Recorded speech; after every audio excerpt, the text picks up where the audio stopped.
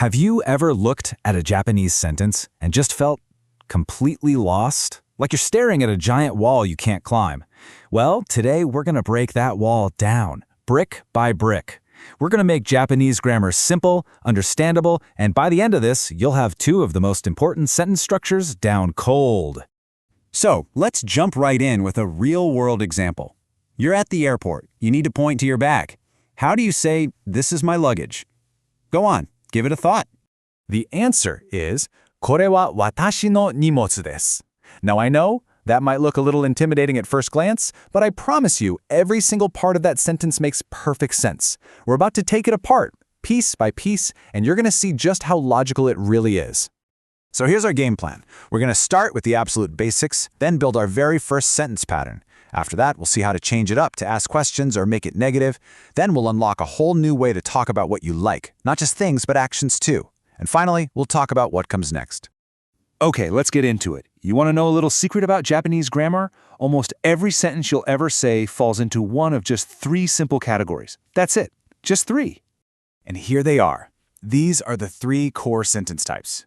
But what's really amazing is that the first two, the noun and adjective types, don't even use a main verb like we do in English.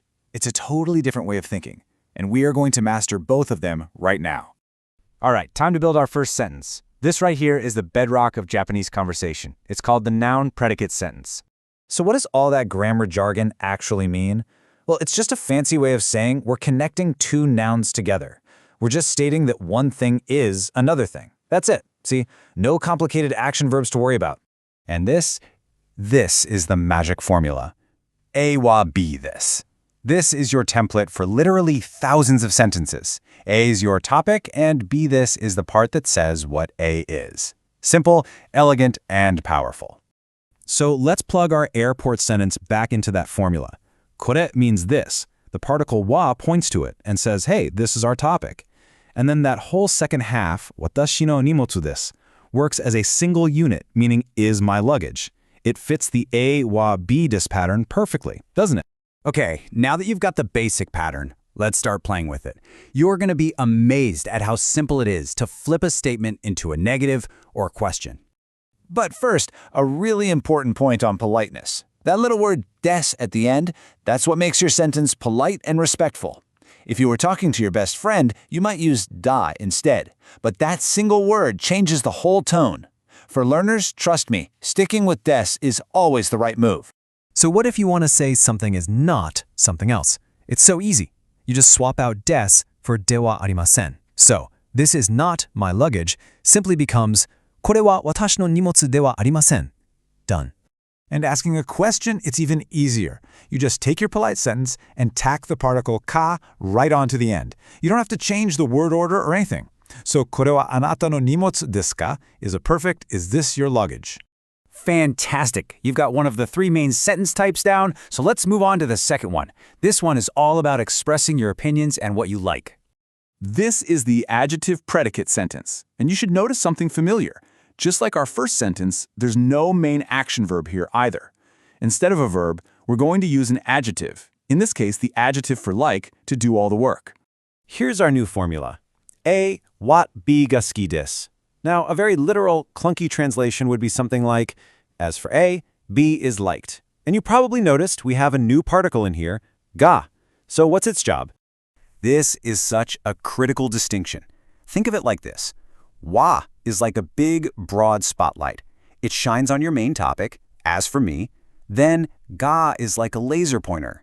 It comes in and pinpoints the exact thing that is liked. Getting this difference between the spotlight and the laser pointer is a total game changer for sounding natural. Okay, so now you can say you like things. Sushi, movies, cats, whatever. But what if you like doing something? Well, guess what? This same sentence pattern can handle that too. I mean, think about it. Listening to music isn't just one simple noun. It's a whole phrase with an action in it. So how in the world do we make that fit into our A wa B ga好きですpattern? And here's the brilliant trick. You take that whole action phrase, ongaku o kiku, and you just add the particle no to the end. That little particle is like a magic piece of tape. It bundles that entire action up and turns it into a single noun-like idea, the act of listening to music. And now it can be the B in our sentence. You can say, 私は音楽を聴くのが好きです. I like listening to music. Whew. Okay, we have covered a ton of ground in a really short amount of time. So let's just take a second and recap the absolute key takeaways from all this. So look at what you've got now. You have 2 of the 3 major sentence patterns in your toolbox. You know that wa sets the topic and ga can pinpoint the thing you like. You know that des makes you sound polite and ka turns any statement into a question. This is a massive foundation for your entire Japanese journey. You've just built an incredible base for yourself by mastering sentences that don't even need action verbs. A whole world of describing things and people and expressing your tastes is now open to you. So the only question left is, are you ready for that third sentence type? Are you ready for the world of verbs?